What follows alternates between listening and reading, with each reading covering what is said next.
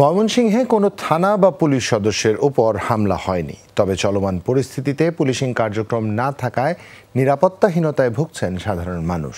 তাদের প্রশ্ন, রাত জেগে পাহারা আর শিক্ষার্থীদের ট্রাফিক কন্ট্রোল চলবে আর কতদিন? খামেরা তো দাগ হয় কিভাবে? এই যে ভাবি, দাগও যাবে রাগও যাবে। নিন চাকা সুপার হোয়াইট।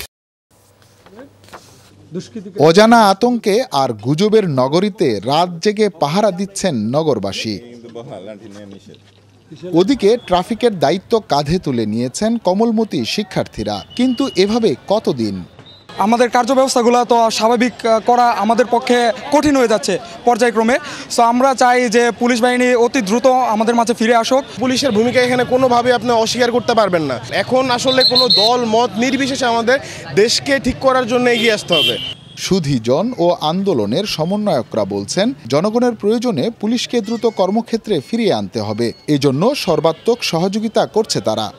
আমরা বলেছি যে আপনাদের এই মুহূর্তে আর ভয়ের কোনো কারণ নেই, আপনাদের সবগুলো উইংস চালু করেন এবং অতি দ্রুত দেশের শান্তি শৃঙ্খলা ফিরিয়ে আনার ব্যবস্থা করেন। পুলিশের কর্মকাণ্ডের কারণে তাদের বিরুদ্ধে আসলে কিছু ক্ষোভ মানুষের তৈরি হয়েছে। আমার ধারণা ইতিমধ্যে বিভিন্ন মহলের সোচ্চার ভূমিকার কারণে সেই ক্ষোভ অনেকাংশে কমেছে। সরকার পদত্যাগের পর ময়মনসিংহ জেলায় পুলিশের উপর কিংবা থানায় কোনো হামলা হয়নি।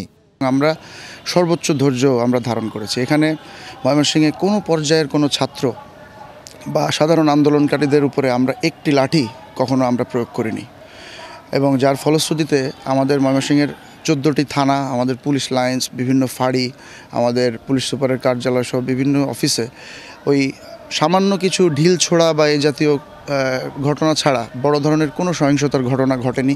আমার একটি থানায় কোনো আগুন ধরেনি।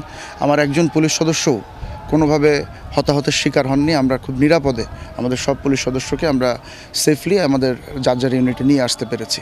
চলমান পরিস্থিতিতে কর্মবিরতিতে আছেন পুলিশ সদস্যরা। এই সংকট কাটানোই বড় চ্যালেঞ্জ বলছেন কর্মকর্তারা। হুসাইন শাহিদ, যমুনা নিউজ, ময়মনসিংহ।